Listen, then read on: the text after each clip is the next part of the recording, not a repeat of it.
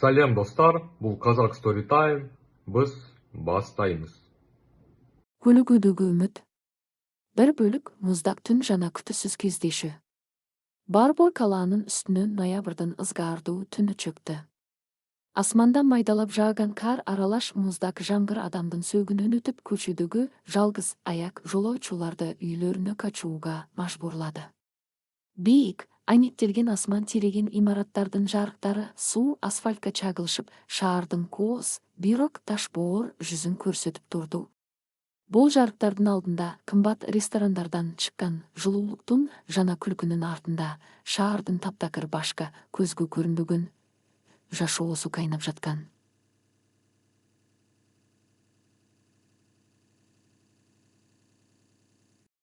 Бұл көміскө дүйнөнүн жашоочуларынын бири 10 жашар Рүстөм эле. Рүстөмдүн үйү жок. Анын ата-энеси ал 5 жашында автокырсыктан каза тап, бала-балдар үйүнө түшкөн. Бирок ал жактагы катаал мамиле, ташбоор тарбиячылар жана улуу балдардын зомбулугу аны эркиндикке көчөгө качууга мажбурлаган. Андан бери 3 жыл өттү. 3 жыл ичинде ал шаардын ар бир караңгы бурчун, ар бир жылуулук берүүчү трассасын, тамак таба ала турган ар бир таштанды челеген жатка билип калган.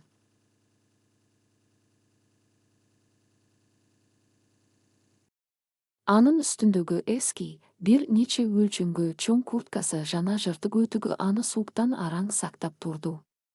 Бүгүн ал шаардын эң бай райондорунун биринин артындагы тар, караңгы окоодо, аллеяда отурган. Бул жерде жер астынан өткөн жылуулук трубасынын кичинекей тешиги бар эле.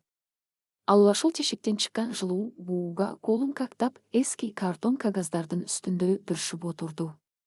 Ичи ачышып ач, бирок көздөрүндө жашоого болгон күчтүү инстинкт жана таң калыштуу бир тазалык бар болчу. Рүстөм көчөнүн аркы үйүзүндөгү кымбат баалуу элита ресторанынын жаркыраган терезелерин карап отурду.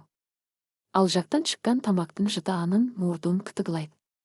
Терезенин ары жагында костюм шымчан, кымбат көйнөк кийген адамдар шарап ичип, күлүп жайнап жатышты.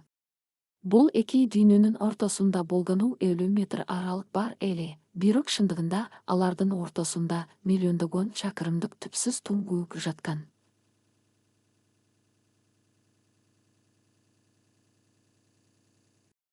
Жырткычтардын кол салуусу. Түнкү саат 11-лер чамасы. Ресторандын алдына узун, кара түстөгү кымбат баалуу Mercedes класс келип тактоду. Машинадан жашы 40-тар чамасындагы, узун бойлуу, өзүнө ишенген, кымбат баалуу пальто кийген адам түштү. Бул өлкөдөгү эң ири курулуш жана инвестициялык компаниялардын биринин ээси, миллиардер Азамат Султанов болчу. Азамат бүгүн абдан маанилүү, бирок кооптуу келишимди талкуулоодон чыккан. Ал өзүнүн байлыгы жана таасири менен көптөгөн душмандарды арттырган эле. Айрыкча, акыркы тендерде ал кылмыштуу топтор менен байланышы бар конкуренттеринин жолун тароп койгон. Азамат күзөтчүлөрүнө колу менен белги берип: "Мени бул жерде күткүлө. Мен телефон аркылуу сүйлөшүп таза аба жутуп келейин.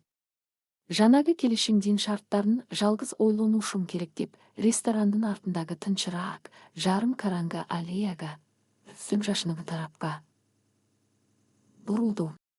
Күзөтчүлөр баш ийкеп, унаанын жанында калышты. Бул Азаматтын өмүрүндөгү эң чоң, балким эң акыркы катасы эле. Ал аллеяга кирип, телефонунан кимдир бирөөнүн номерин терип жатканда, караңгылыктын ичинен күтүүсүздөн эки кара көлүгө суурулуп чыкты. Алардын беттеринде маска, колдорунда үн баспас, глушитель тагылган тапанчалар бар эле. Бул жөнөкөй көчө бейбаштары эмес, профессионал жалданма киши өлтүргүчтөр болчу. Рүстөм өзүнүн картон үйүнүн тасасынан бул көрүнүштү коркуп карап турду. Пыфты. Үн баспас тапанчадан чыккан октордун үнү угулду. Азамат телефонду колунан түшүрүп жиберип, ийинин кармап, артка карай жыгылды. Ок анын оңдалысын тешип өткөн эле. Киши өлтүргүчтөрдүн бири жакындап келип, тапанчасын Азаматтын башына мээледи. "Сен туура эмес адамдардын жолун тароодуң, Султанов", Кош бол, деди жалдама өлтіргіч мұздақ үн менен. Азамат көзін жұмды. Анын миллиондыру акциялары үйлері жана бийлиги азыркы тапта эч нерсеге жа байкалган. Ал өлүмгө моюн сунду. Кичинекей баатырдын чечими. Ушул эле учурда караңгы бурчта отурган 10 жашар Рүстөмдүн кичинекей жүрүгү катуу согуп жатты. Көчөнүн мыйзамы боюнча ал эч нерсе көргөн жокмун деп үн чыгарбай качып кетиши керек эле. Мага эмне? Бул байлардын өз көйгөйү деп ойлонууга тийиш болчу. Бирок Рүстөмдүн ичинде адамгерчиликтин жана боорукердиктин өчпөгөн жалыны бар эле. Ал жерде кансырап жаткан адамды көргөндө өзүнүн балдар үйүндөгү алсыз кардолгон кездерин эстеп кетти. Жок, ал өлбөшү керек деген ой Рүстөмдүн мээсин тешип өттү. Киши өлтүргүч куралынын машасын, курагун басар замат караңгылыктын ичинен, трубалардын арасынан катуу тарсылдаган. Рүстөм жанында жаткан оор темир арматураны алып, дубалдагы эски темир челекти бар күчү менен уруп жиберди. Даң, даң, даң.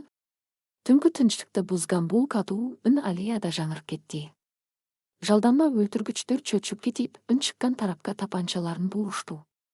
Ал жакта ким бар? Полициябы? Деди биринчиси, караңгылыкка көзүн тигип. Рүстөм үчүн бул эң коркунучтуу учур эле. Ал тез эле башка жакка өтүп, дагы бир таштанды челекти оодарып жиберди да. Эй! Бул жакта. Күзөтчүлөр бул жакка келгиле. Аларды кармагыла. Деп балалык үнүн болушунча жоон чыгарып, ресторанды көздөй кыйкырды. Киши өлтүргүчтөр дүрбөлөңгө түшүштү. Алар күзөтчүлөр келе жатат деп ойлоп, Азаматты таштап, аллеянын экинчи учуна көздөй качып жөнөштү. Алар өз милдеттерин аягына чыгара алышкан жок, анткени көчөдөгү күтүүсүз ызы-чуу алардын планын бузган эле. Куткаруу жана жер астындагы үй. Аллея кайрадан тынчып калды. Азамат асфальттын үстүндө кансырап демек кысылып жатты. Анын көздөрү караңгылашып, эсин жоготуп бара жаткан. Күтүүсүздөн анын бетине кичинекей, муздак, бирок чечкенди колдор тийди. Байке! Байке, тургула. Алар кайра келиши мүмкүн. Бул жерде калууга болбойт. Деген баланын үнү угулду. Азамат көзүн араң ачып, өзүнүн үстүндө туруп, аны жулкулдатып жаткан кичинекей, кир, бирок көздөрү выйжанган баланы көрдү. Сен кимсиң? Деп күбүрөдү миллиардер оорудан онтоп.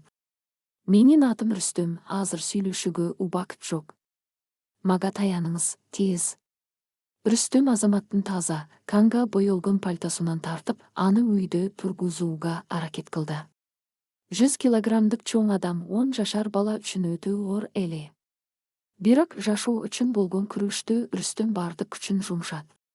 Азамат инстинкт менен балага таянып, араң ордунан турду. Рүстөм аны аллеянын дубалына сүйүп, жылуулук трубалары өткөн жер төлөнүн, подвалдын эски, дат баскан темир эшигине алып келди. Рүстөм бул эшиктин сырын жакшы билчү, ал сыртынан кулпуланган сыяктуу көрүнгөнү менен астыңкы илгичи бош болчу. Ал эшикти түртүп ачып, Азаматты жер төлөнүн ичине, капкараңгы, бирок жылуу траншеяга киргизди. Алар ичкериге кирип, эшикти жаап алганда гана, сырттан чуркап келген Азаматтын күзөтчүлөрүнүн үндөрү угулду. Шеф! Азамат мырза! Кайдасыз? Деп бакырып жатышталар. Азамат жооп берейин деп оозун ачканда, Рүстөм анын оозун колу менен баса калды.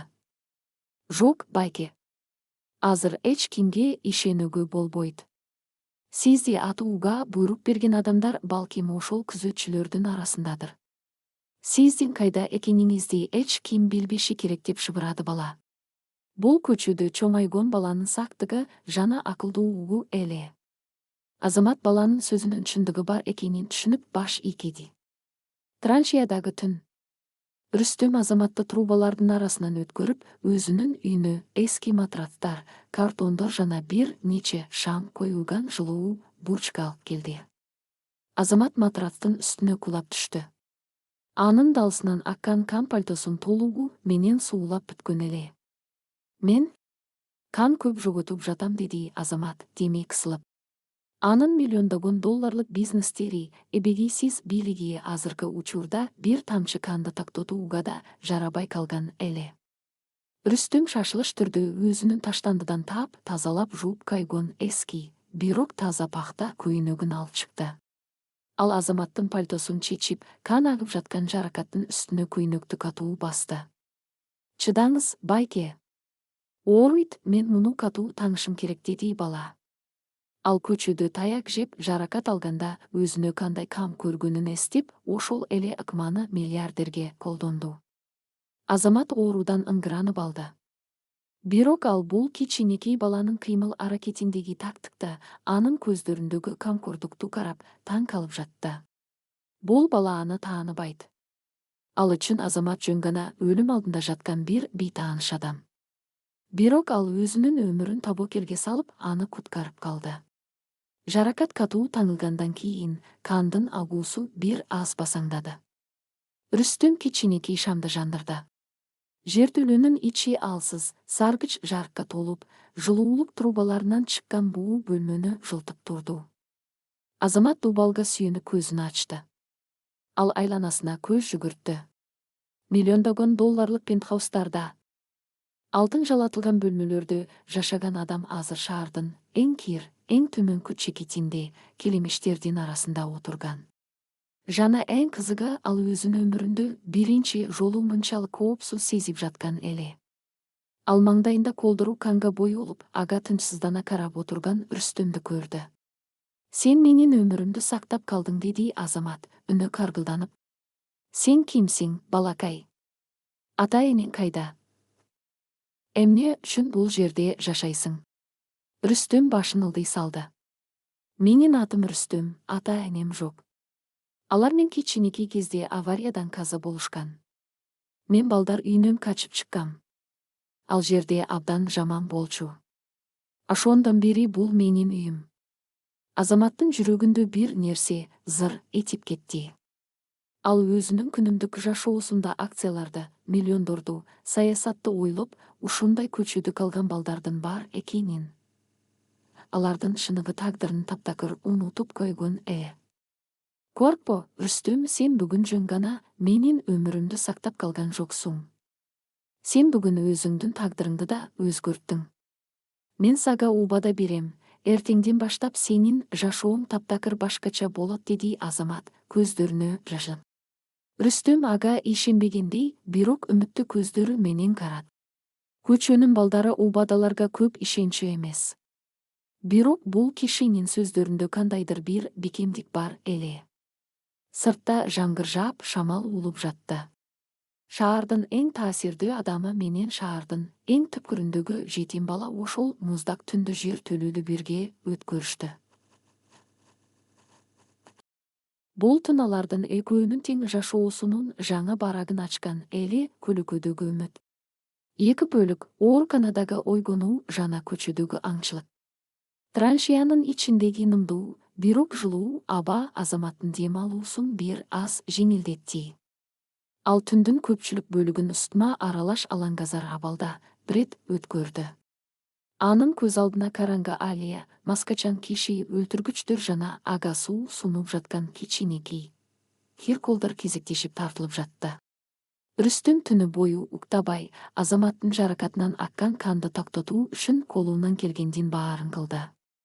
Баланын эски көйнөгү канга толугу менен чыланып бүткөн эле.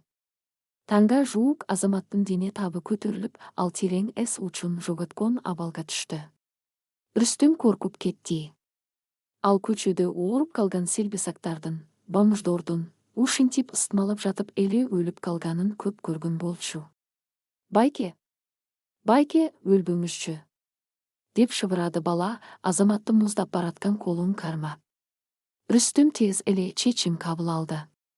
Жер төлөдө отура берсе, бул киши сөзсүз өлөт. Ага тез арада жардам, дарыгерлер керек эле.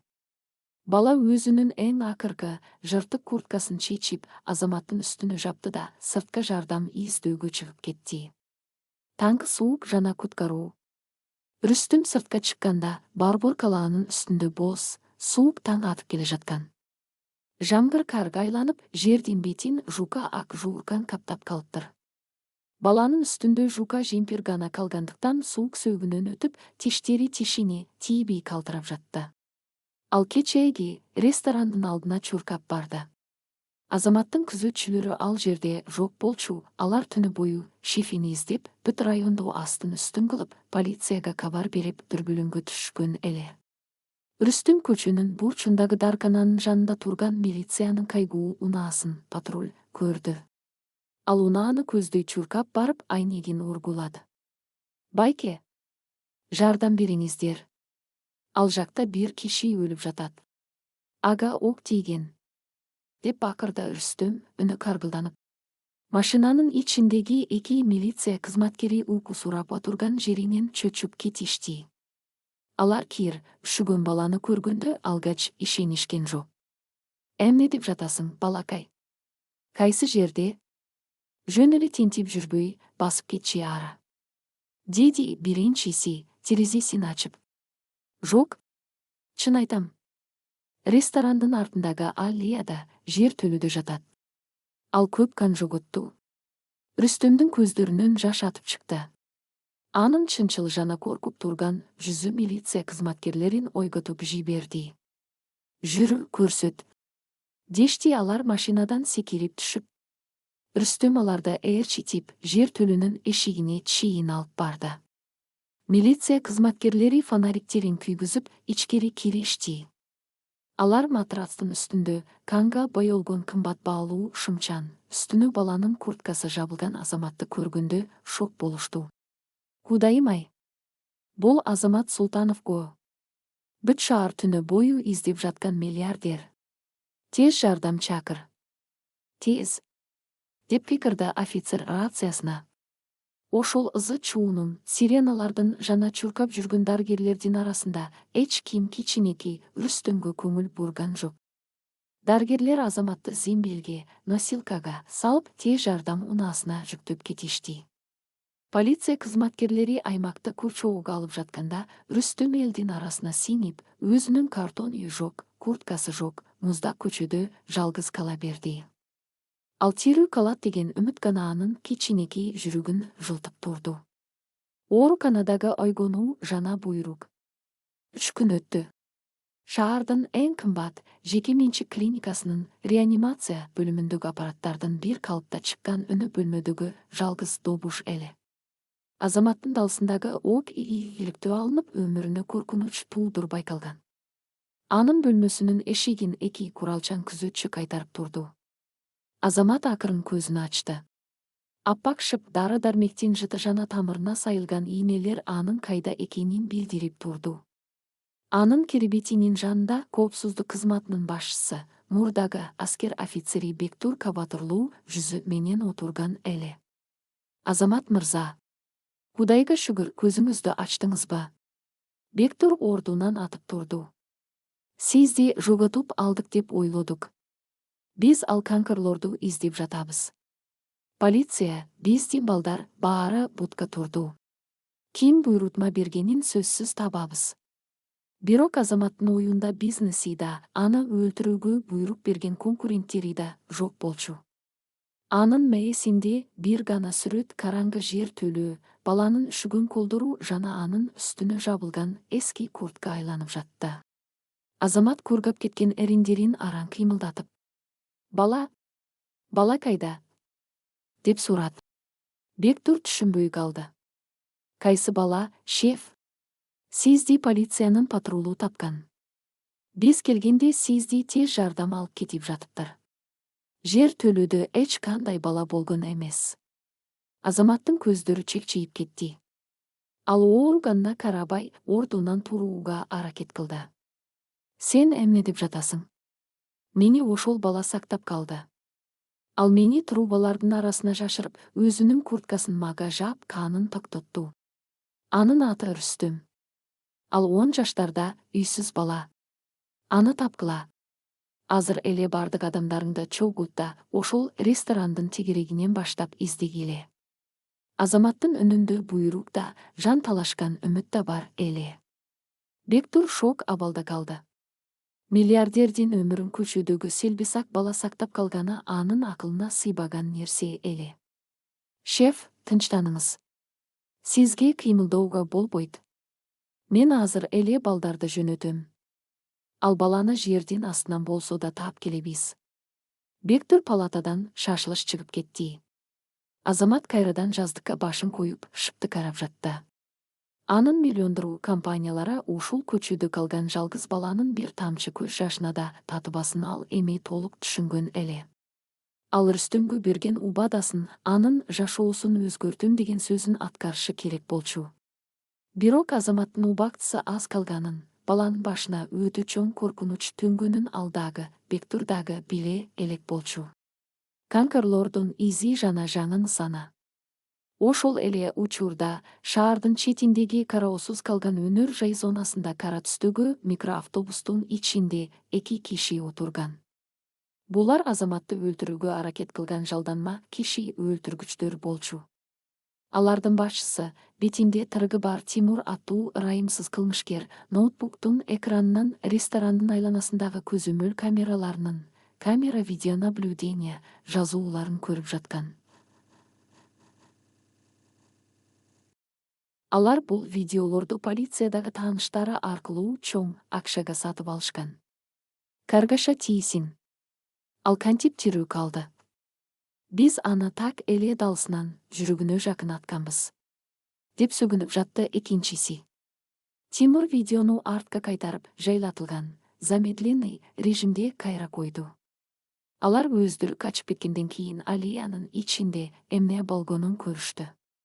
Экранда кичинекей, арк баланын аллеядан чыгып, таштанды челектерди уруп, полицияны чакыргандай кыйкырып жатканы даана көрүндү. Андан кийин ошол эле бала Азаматты сүйрөп, жер төлөгө алып кирип кетти. Тимурдун көздөрү тарып, муздак жылмаюу жүзүнө жүгүрдү. Көрдүңбү?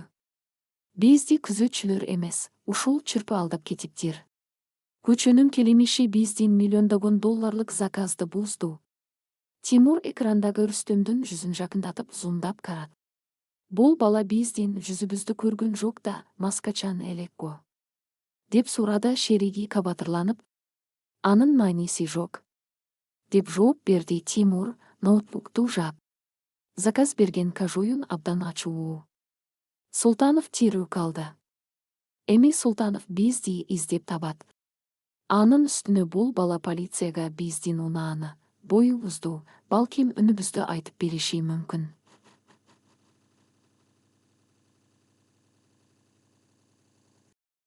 Эң жаманы ал Султановдун көз алдында баатыр болду. Эгер Султанов баланы тапса, аны өзүнүн көргөосуна алат. Биз бул келемишти Султановдон биринчи табышыбыз керек. Аны таап жок кылабыз. Бул биздин заказдын уландысы. Эки канкор куралдарын белине кыстарып, микроавтобусту от алдырышты. Алар Рүстөмдүн кийимдеринен, кыймыл аракетинен анын үйсүз бала экенин түшүнүшкөн. Шаардын караңгы аллеяларында чыныгы, аеосуз аңчылык башталды. Жалгыздык жана үмүттүн үзүлүшү. Ооруканадагы окуядан 2 күн өттү. Рүстөм үчүн бул күндөр чыныгы тозакка айланган эле. Анын курткасы жок болгондуктан түнгү суук аны катуу үштүп, жөтөлү күчөдү. Ал күндүз базардын четинде тилимчилик кылып, же таштандыдан желим бөтөлкөлөрдү чогултуп өткөрчү. Ал ар бир күнү Азаматтын сөздөрүн эстеп жатты. Мен сага убада берем. Эртеңден баштап сенин жашооң таптакыр башкача болот. Бирок эч ким келген жок. Эч ким аны издеген жок. Рүстөмдүн ичиндеги кичинекей үмүт оту өчө баштат. Чоңдор дайыма алдашат. Ал бай адам, мен болсо көчөдөгү кир баламын. Ал мени эбак унутуп койду деген ачуу чындык баланын жүрөгүн муздатты. Кеч киргенде Рүстөм өзүнүн жертөлөсүнө кайтып келди. Ал ачка болчу, колунда болгону жарым кесим катып калгандан бар эле. Ал эшиктин кулпусун ачып, ичкериге кирмекчи болгондо, күтүүсүздүн аркасынан унаанын фараларынын жарыгы анын көзүн уялтты. Рүстөм артына бурулду. Андан 10 метрдей алыстықта кара микроавтобус тактып, ичинен 2 кара кийимчен чоң адам түштү. Рүстөм аларды дароо тааныды, булар ошол киши өлтүргүчтөр эле. Алардын кыймыл аракети, дене түзүлүшү Рүстөмдүн эсинде бекем сакталып калган болчу. Эй, балакай, бери келчи. Бизде сага момпосуй бар, деди Тимур, колун артына катып, жайкадан менен жакындап келе жатып. Көчөдө чоңайгон баланын инстинкти аны алдаган жок. Рүстөм бир секундга да ойлонбостон, жер төлүнүн эшигин таштап, аллеянын тар, караңгы жагын көздөй октой атылды. Кармагыла аны.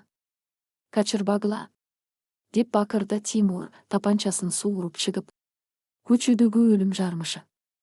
Рүстөм шаардын лабиринттерин 5 колундай билчү. Ал тар аллеялар аркылуу, таштанды челектердин үстүнөн секирип, эски гараждардын арасынан көздөн кайын болууга аракет кылды. Анын кичинекей жүрөгү көгүрөгүн жарып чыпчуудай согуп, деми кыстыгып жатты. Артынан чоң өтүктөрдүн тарсылдаган үнү жана сөгүнгөн сөздөр угулуп турду. Токто, акмак бала. Баары бир табабыз.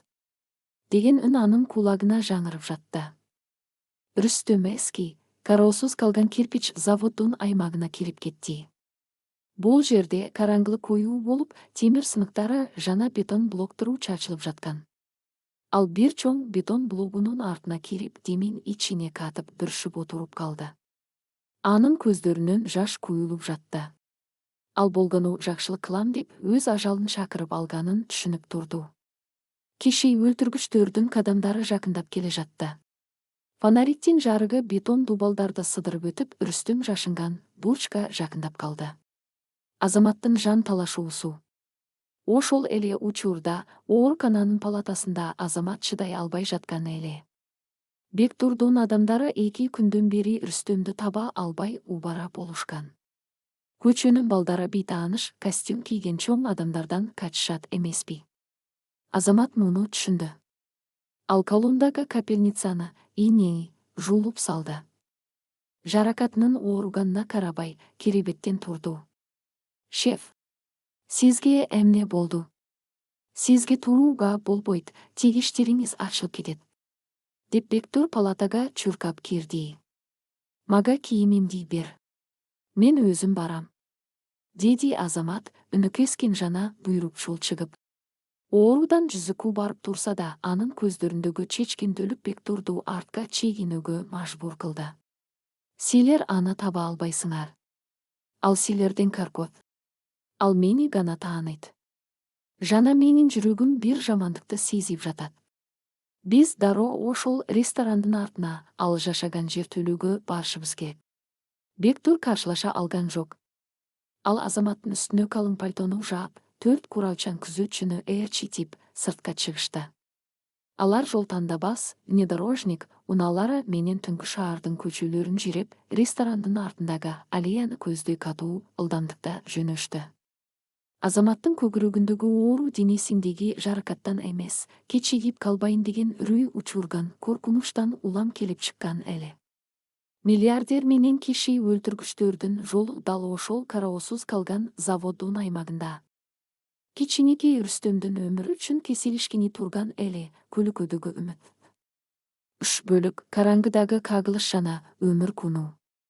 Эски, кароосуз калган кирпич заводунун ичиндеги аба ушунчалык муздак жана нымдуу эле, дем алган сайын өпкөнү муз куйкалагандай ачтырып жатты. 10 жашар Рүстөм чоң бетон блогунун артында бүршүп, демин ичине катып отурду. Анын кичинекей жүрөгү көгүрөгүн жарып чыпчуудай болуп, дүк-дүк согуп, кулагына угулуп жатты. Ал 2 колу менен оозун бекем басып алган, анткени корконунан тиштери тишине тийбей калтырап, үн чыгып кетишинен жалтанды. Андан болгону 15 метрдей алыстыкта ажалдын караандары 2 маскачан киши өлтүргүч акырын басып келе жатты. Фонариктин курч жарыгы бетон дубалдарды, эски темир конструкцияларды, жана чашылган таштандыларды сыдырып өтүп жатты. Келемиш. Чык эшикке. Деди Тимур, үнүн созуп, мыскылдаган коркунучтуу тембр менен. Биз сага эч нерсе кылбайбыз. Жөн гана 1-2 суроо берип кайра кое беребиз. Сен акылдуу баласың го, жашымак ойнагандон пайда жок. Рүстөм алардын сөздөрүнө ишенген жок. Көчөнүн мыйзамы аны эч качан бейтааныштарга, айрыкча колунда куралы бар адамдарга ишенбөөгө үйрөткөн. Бала көзүнүн кыйыгы менен айлананы карат. Бул жерден качып чыгуунун бир гана жолу бар эле, аркадагы урап калган дубалдын тешигинен сыртка чыгуу. Бирок ал жакка жетүү үчүн ачык аянтчадан өтүшү керек болчу. Эгер ал ордунан козголсо эле, фонариктин жарыгына илинип анык эле. Үмүттүн унаалары жана жарадар арстан. Ушул эле учурда заводдун сырткы дарбазасына эки чоң, кара түстөгү жол тандабас внедорожник келип, фараларын өчүрүп тактоду. Унаадан биринчилерден болуп коопсуздук кызматынын башчысы Бектур жана анын 4 профессионал күзөтчүсү секирип түшүштү. Алардын колдорунда тактикалык куралдар бар эле. Азамат дагы унаадан түшүүгө аракет кылды, бирок далсындагы жаракаты катуу сайгылашып, оорудан улам жүзү кубарып кетти. Анын үстүндөгү ак көйнөгүнө кандын жаңы тагы чыгып келе жатты. «Шеф, сиз унаада калыңыз. Бул Жакооптуу», деп шыбырады Бектур, Азаматты токтотууга аракет кылып. «Мен унаада отурбайм», деди Азамат тишин кайрап, эркин бекемдеп. Анын көздөрүндөгү отту эч кандай оору өчүрө албайт эле. Карагылачы, тигил жакта микроавтобус турат. Бул ошол канкорлордун унаасы болушу мүмкүн. Алар баланы тапканга чейин биз жетишибиз керек. Тезирээк. Бектур өзүнүн жигиттерине кол белгисин берди. Алар үн чыгарбастан көлөгө сыяктуу эки тарапка бөлүнүп, заводдун аймагына кирип кетишти. Азамат Бектурдун артынан калбай, ооруну жеңип басып баратты. Анын ичиндеги адамгерчилик жана балага болгон карызкорлук сезими бардык коркунучтардан жогору турган эле. Ажалдын колдору табылган жем. Заводдун ичинде Тимур менен анын шериги издөө чөйрөсүн тартып келе жатты. Рүстөм отурган бетон блогуна болгону 2 метр калган. «Мен бул тарапты карайын, сен артын кара», деди Тимур шеригине. Шериги блоктон айланып өтүп, фонаригин жарк эттиргенде, жарыктын нуру бүршүп, коркуп отурган кичинекей балага түштү. Рүстөмдүн чоңоюп кеткен, жашка толгон көздөрү жарыкка чагылышты. «Таптым. Тимур, бул жерде», деп бакырды шериги. Рүстөм ордунан атып туруп, ураган дубалды көздөй чуркамакчы болду. Бирок анын буту бетондун сыныгына чалынып, жерге кулап түштү. Ал ордунан тургуча Тимурдун күчтүү, таш боор колу анын курткасынын жакасынан бекем кармап, абага көтөрдү. «Көйүү бергиле.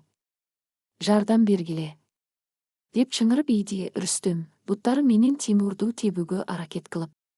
«Жабып оозуңду, кичинекей келемиш». Тимур баланы дубалга катуу түртүп, тапанчасынын муздак учу менен баланын чекесине тиреди.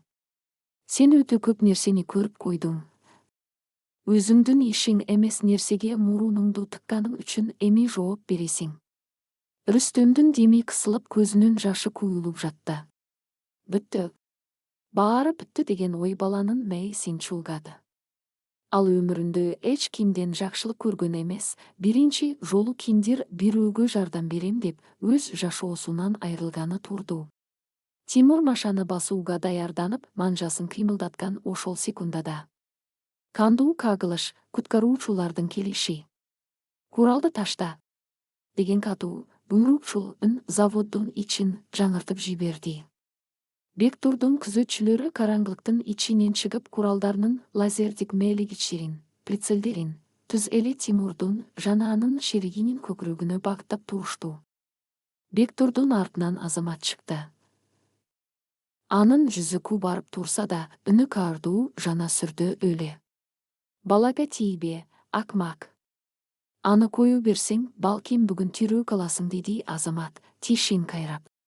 Тимур менен анын шериги күтүүсүз соккудан абдырап калышты. Бирок алар жогото турган эч нерсеси жок профессионал канкорлор болчу.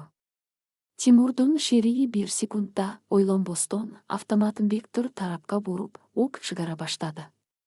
«Тра-та-та! Тра-та-та!»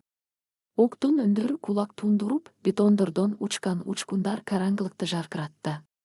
Бектур жана анын жигиттери дароо жооп кайтарышты. Оту ачкыла. Азамат мырзаны каргогула. Деп бакырды Бектур. Кыска, бирок өтө күч атышуу башталды. Тимурдун шериги эки ок жеп, автоматын колунан түшүрүп, кансырап жерге кулат. Ал эми Тимур өтө куу жана тажрыйбалуу ээ. Атышуу башталган биринчи секундада эле ал Рүстөмдү өзүнүн алдына калкан кылып тосуп, бетон блогунун артына жашынып үлгүрдү. Заводдун ичинде кайрадан өлүм жыттанган тынчтык орноду. Жерде Тимурдун шериги онтоп жатты. Бектурдун балдары позицияларына ээлеп, куралдарын бетон блогуна мээлеп турушту. Алар ок атууну тактатушту, анткени Тимур баланы адам калканы, живой щит катары колдонуп жаткан эле. Жан талашкан чечим, миллиардердин келишими. Бетон блогунун артынан Тимурдун жинтийгенди кыйкырыгы угулду. Эгер кимдир бирөө бир кадам жасаса, баланын мээсин чачып таштайм. Куралдарыңарды түшүргүлө. Рүстөмдүн ыйлаган, бирок үндө чыгарбоого аракет кылган бышактаган добушу Азаматтын жүрөгүн тийип өттү. Ал үчүн бул жөн гана бала эмес, анын экинчи өмүрү, анын үмүтү болчу. Азамат күзөтчүлөрүнө колу менен токтоткон ишарат кылды. Ок чыгарбагыла, деди Азамат демигип. Ал жаракатынан аккан канга карабастан, Бектурдун жанынан чыгып, ачык аянтчага Тимурдун маңдайына басты. Шеф, жинди болбоңуз. Ал сизди атып салат. Деп Бектур алдыга умтулду, бирок Азамат аны токтотуп койду. Мен куралсызмын. Деди Азамат колун көтөрүп, Тимур жашынган блокко карай кадам таштап. Сен мага келдиң беле. Менин башым үчүн сага чоң акча төлөп беришет эмеспи.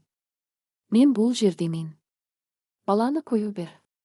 Анын бул иштерге эч кандай тиешеси жок. Ал болгону кичинекей бала. Аны кое бер да мени ал. Тимур бетон блогунун четинен башын чыгарды. Анын бир колу Рүстөмдүн мойнунан катуу кысып, экинчи колундагы тапанча баланын башына такалып турган. Тимурдун көздөрү канталап, жинди немедей күлүп жиберди. Султанов, сен чын эле ушул киркелемиш үчүн өз жаныңды берүүгө даярсыңбы? Миллиардердин өмүрү көчө баласынын өмүрүнө алмашылабы?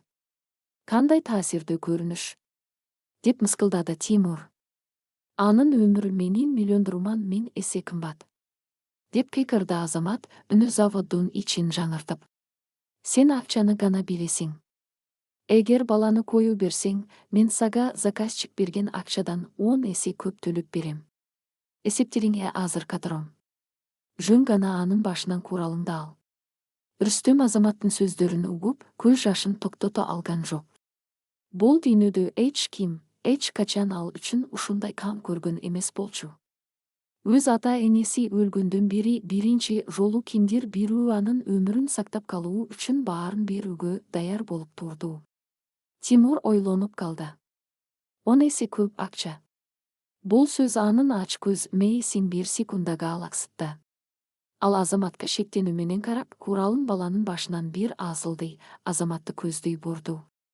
Сен мени алдай албайсың, Султанов, сен экөөңөр тең ушул жерде өлөсүңөр.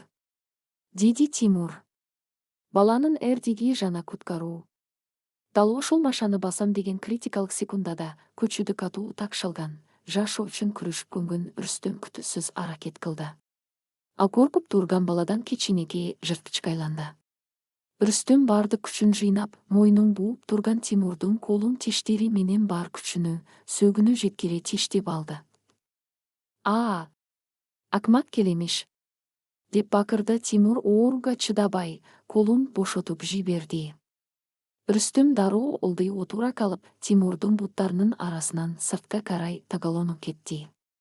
Бул Бектур үчүн эң сонун, жалгыз мүмкүнчүлүк эле. Рүстөм Тимурдун алдынан бошоору менен Бектурдун профессионалдык тактикалык куралы үн чыгарды. Пыфты.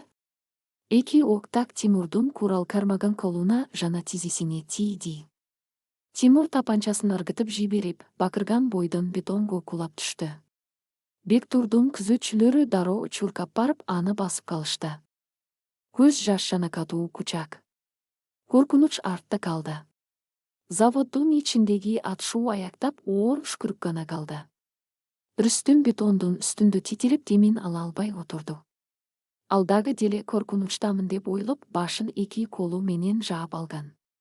Азамат ооруганында унутуп бала тарапка карай чуркап барды.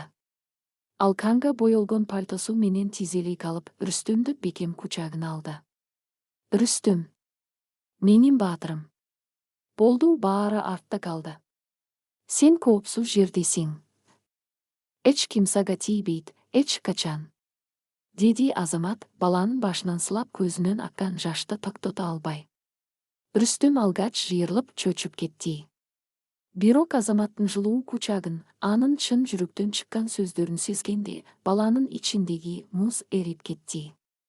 3 жыл бою көчөнүн суугунда жалгыздыкта катып калган балалык сезимдери жарылып чыкты.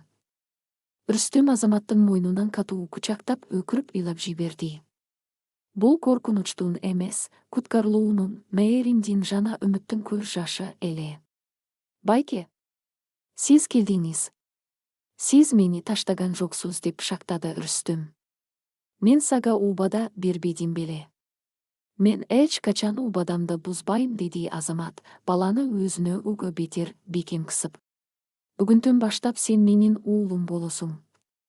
Сенин көчөдөгү жашооң бүттү. Бектур жана күзөтчүлөр бул көрүнүштү карап куралдарын ылдый түшүрүп унчукпай турушту. Жада калса таш боор күзөтчүлөрдүн көздөрүнө жаш айланган эле. Байлыктын, бийликтин барборунда жүргөн адамдар чыныгы бакыт жана адамгерчилик эмне экенин ушул караңгы, кир заводдун ичинде бир жетим баланын көз жашы аркылуу түшүнүп жатышты. Бирок окуя муну менен эле бүткөн жок. Азаматты өлтүрүүгө буйрук берген заказчик дагы деле эркиндикте, жогорку бийликте отурган болчу. Эми Азаматтын кезеги келди. Ал өзүнүн өмүрүнө кол салган жана кичинекей Рүстүмгө өлүм коркунучун алып келген ал адамдардын империясын талкалоого чечкиндүү түрдө киришкени турду. Көлөкөдөгү үмүт. 4 бөлүк, жаңы жашоо жана акыйкаттыктын кылычы. Заводдун ичиндеги кандуу түндөн кийинки таң Рүстүм үчүн таптакыр башка дүйнөдө атты. Ал өмүрүндө биринчи жолу картон кагаздардын же муздак трубалардын үстүндө эмес, булуттай жумшак, апак шейшеп жабылган чоң киребетте ойгонду. Бөлмөнүн ичи абдан жарык, жылуу жана тынч ээ. Шыптагы хрусталь люстра күндүн нуруна шагылышып, бөлмөнүн дубалдарында алтын түстөгү сүрөттөр илинип турду. Рүстүм көзүн ачып, бир топко чейин шыпты карап жатты. Бул түшкө. Мен тоңуп калып, бейишке түшүп калдым окшойт, деп ойлоду бала. Ал колун көтөрүп карат, анын кирдеген, жаракат алган колдору таза жуулуп, чийилген жерлерине дары сыйпалып, бинт менен ткан таңылыптыр. Үстүнө жылуу, пахтадан токулган таза пижама кийгизилген экен. Ошол маалда бөлмөнүн эшиги акырын ачылып, ичкериге Азамат Султанов кирип келди. Анын далысы таңлуу болсо да, үстүнө ткан кийимин кийип, жүзүндө мурдагыдай катаалдык эмес, чексиз мээрим жана чарчоо аралашкан жылуулук бар эле. Анын артында поднос көтөргөн үй кызматкери келе жатты. Ойгондуңбу, баатыр? Деди Азамат жылмайып керебеттин четине келип отуруп. Рүстүм шашып ордунан туура калгысы келди, бирок Азамат аны акырын ининен кармап кая жаткырды. Жата бер. Сага азыр көп эс алыш керек.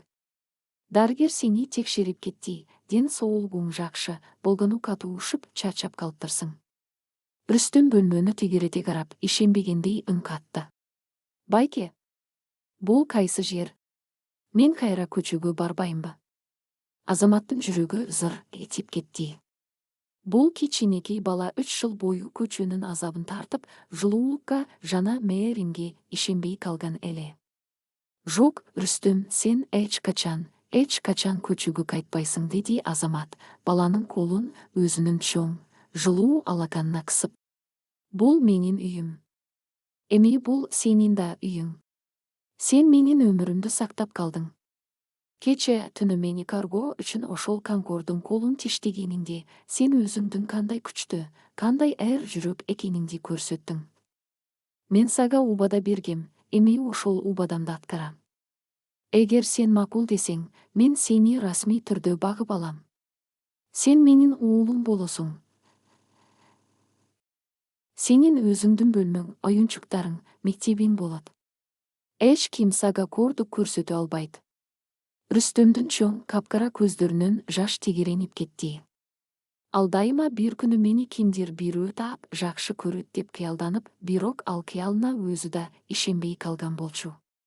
Эми минтип өлкөнүн эң күчтүү адамдарынын бири ага уулум деп жатса, баланын ичиндеги муз толугу менен эрип кетти. Ал эч нерсе дебестен Азаматты бекем кучактап, көкүрөгүнө башын коюп, үнсүз бышактап ыйлап жатты. Азамат дагы көз жашын жашырган жок. Бул миллиондорго, бийликке жана таш боор бизнеске малынган миллиардердин өмүрүндөгү эң таза, эң бактылуу көз ирмем эле. Караңгылыктын бетин ачуу, сурак жана чындык. Үйдүн үстүңкү кабатында мээрим жана сүйүү өкүм сүрүп жаткан учурда Азаматтын сарайынын астындагы карголгон, үн өтпөс бункерде таптакыр башка катаал процесс жүрүп жаткан. Коопсуздук кызматынын башчысы Бектур туткунга түшкөн киши өлтүргүчтөрдүн башчысы Тимурду темир отургучка байлап сурак алып жатты. Тимурдун колу жана тизиси таңылган, бирок ага эч кандай ооруну басаңдатуучу дары берилген эмес эле. Азамат бункерге кирип келгенде бөлмөдөгү муздак абадагыда муздай түшкөндөй болду. Ал костюмун кийип, кайрадан өзүн мызгыбас, катаал миллиардерди келбетине кайткан. Сүйбөдүбү? Деп сурады Азамат Бектурдан. Азырынча унчукпай жатат, шеф. Бирок бул убакыттын гана маселеси, деди Бектур, колундагы темир таякты кармап. Азамат Тимурдун маңдайына келип тактады. Мен сени полицияга тапшырган жокмун, Тимур, эмнеге экенин билесиңби? Анткени полицияда сени заказ кылган адамдардын колдору бар экенин билем. Сен ал жактан тирөө чыкмак эмессиң, сени камерада эле муунтуп кетишмек. Бирок сен менин үйүмдөсүң. Сен мага кичинекей баланы адам калканы, живой щит, кылып коркутканың үчүн жооп бересиң. Мага буйрутма берген адамдын атын айт. Дароо. Тимур тишин кайрап кан түкүрдү. Мен эч нерсе айтпайм, Султанов. Баары бир мени өлтүрөсүң. Мен сени өлтүрбөйм, деди Азамат үнүн төмөндөтүп, бирок анын сөзү октой эле. Эгер мага атын айтпасаң, мен сени тирүүлөй кармап туруп, сенин атаандаш кылмыштуу топторуңа өткөрүп берем. Ошол сен акчасын уурдап качкан Чеченстандагы адамдарга. Алар сени менен эмне кыларын өзүң жакшы билесиң. Ал эми мага чындыкты айтсаң, мен сага жаңы документ жасатып, өлкөдөн качып кетүүгө мүмкүнчүлүк берем. Танда сенин 5 секундуң бар. Тимурдун көздөрүндө чыныгы коркунуч пайда болду. Азаматтын маалыматы так жана соккусу күчтүү эле. Чеченстандагы карызын эч ким билбеши керек болчу. Бул миллиардердин чалгындоо кызматы, разведкасы канчалык терең экенин ал эми түшүндү. Макул. Макул. Деп пикирди Тимур, бул сенин өзүңдүн адамың. Сенин биринчи орун басарың жана компаниянын вице-президенти Кайрат. Ал мамлекеттик тендер комиссиясынын башчысы, министрдин орун басары менен сүйлөшүп алган. Алар сени жок кылып, компанияны толугу менен өз колдоруна алып, өлкөнүн эң ири долбоорлорун бөлүп алмакчы болушкан. Бүгүн саат 12-де директорлор кеңешинин жыйыны болот. Ал жерде Кайрат сени дайынсыз жоголду деп жарыялап, компаниянын убактылуу башкы директору болуп шайланганы жатат. Азаматтын жүзүндө эч кандай таң калуу болгон жок, болгону терең, муздак жек көрүү пайда болду. Кайрат анын 15 жылдык досу, чогуу бизнес баштаган адамы эле. Акча жана бийлик адамдын көзүн кантип сокур кыларын Азамат дагы бир жолу далилдеп отурду. Бектур, мунун айткандарын видеого тартып алдыңарбы? Телефондогу сүйлөшүүлөрүнүн трафигин, банк эсептерин көтөргүлө деп буйрук берди Азамат. Анан Тимурга карап, сен жашайсың. Бирок мындан ары көлөкөдө гана. Азамат бункерден чыгып баратып саатын карат. Саат эртең мененки 9 болчу. Бектур менин брандолгон унаамды даярда. Бизде Султанов Групптун башкы кеңсесинде маанилүү жолугушуу бар. Мен өлгөндөрдүн тизмесинен кайтып келгенимди аларга жеке өзүм кабарлайм. Шахмат оюну империянын кулашы. Ошол эле учурда шаардын борборундагы бийик, айнектен курулган Султанов Групптун башкы кеңсесинде шыныгы дүрбөлөң жүрүп жаткан.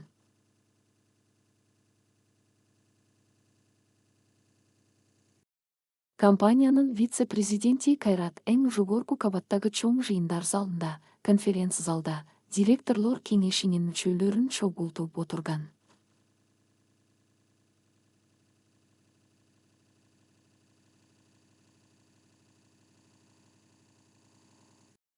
Анын үстүндө эң кымбат костюм, жүзүндө болсо досун жоготкон адамдын кайгылуу, бирок жасалма маскасы бар эле. Урматтуу кесиптештер, өнөктөштөр деп сөз баштады Кайрат, оор үшкүрүнүп. 3 күндөн бери биздин урматтуу башчыбыз, менин эң жакын досум Азамат Султановдон эч кандай дайын жок. Полиция анын автоунаасынан кандын тактарын тапкан. Биз эң жаман жыйынтыкка даяр болушубуз керек. Бирок компаниянын иши тактобошу шарт. Биздин мойнубузда мамлекеттик маанидеги ири долбоорлор турат. Ошондуктан министрликтин колдоосу мен убактылуу башкы директордун милдетин аткарууну өз мойнума алууну сунуштайм. Акциялардын көзөмөл пакетин убактылуу башкарууга макулдук берүүңүздөрдү сурайм. Залдагы директорлор күбүрөнүп, бири-бирин карап калышты. Бир нече адам Кайратты колдоп, кол көтөрүүгө даярданып жатышкан. Кайраттын ичинде жеңиштин кубанычы ташып жатты. Бүттү. Баары меники. Бүтүндөй империя менин колумда деп ойлоп, ал өзүнүн жеңишин белгилөөгө даярданды. Бирок добуш берүү башталар Замат конференц залдын 2 канаттуу чоң эшиги тарс ачылып, ичкериге автоматчан, кара маска кийген УКМКнын Улуттук коопсуздук мамлекеттик комитети, атайын багыттагы кызматкерлери, спецназ кирип келишти. Алар залдын бардык бурчтарын дароо көзөмөлгө алышты. Директорлор коркуп, орундарынан атып турушту. Бул эмне дегендик? Силер кимсиңер? Деп бакырды Кайрат, өңү куп-уу болуп.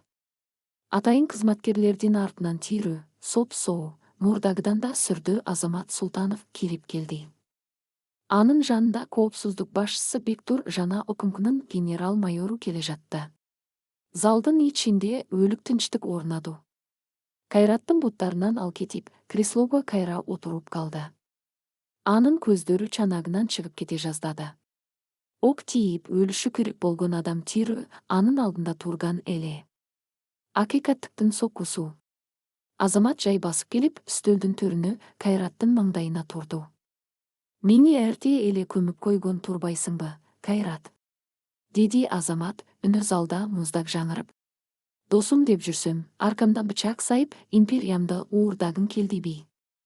Кайрат калтырап титиреп өзүн актоого аракет кылды. Азамат, досум, Кудайга шүгүр, тирүү экенсиң. Мен болгону компанияны сактап калайын дегем. Сени өлдү деп ойлодум. Бул жерде кандайдыр бир түшүнбөстүк бар. Азамат үстөлгө чоң флешканы ыргытты. Бул флешкада сенин киши өлтүргүч Тимур менен сүйлөшкөн телефон сүйлөшүүлөрүң, офшордук эсептерден которгон акчаңдын квитанциялары жана министрдин орун басары менен бөлүшкөн паралардын схемасы турат. Тимур баарын айтып берди. Сен менин өмүрүмө гана эмес, көчөдөгү кичинекей баланын да өмүрүнө кол салдың. Генерал-майор алдыга чыгып, расмий түрдө жарыялады. Кайрат Асанов, сиз адам өлтүрүүгө буйрутма берүү, мамлекеттик тендерлерде коррупциялык схемаларды түзүү жана ири өлчөмдөгү алдамчылык боюнча кармалдыңыз.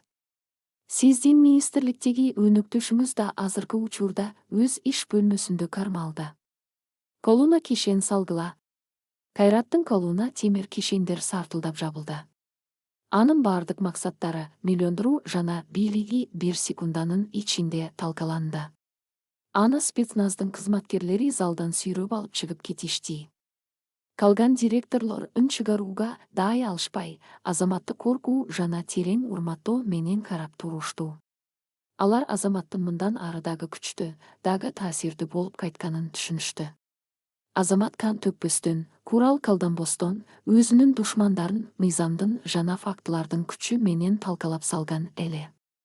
Жыйын уланат, деди Азамат, креслосуна отуруп, пинжагынын топчусун чечип.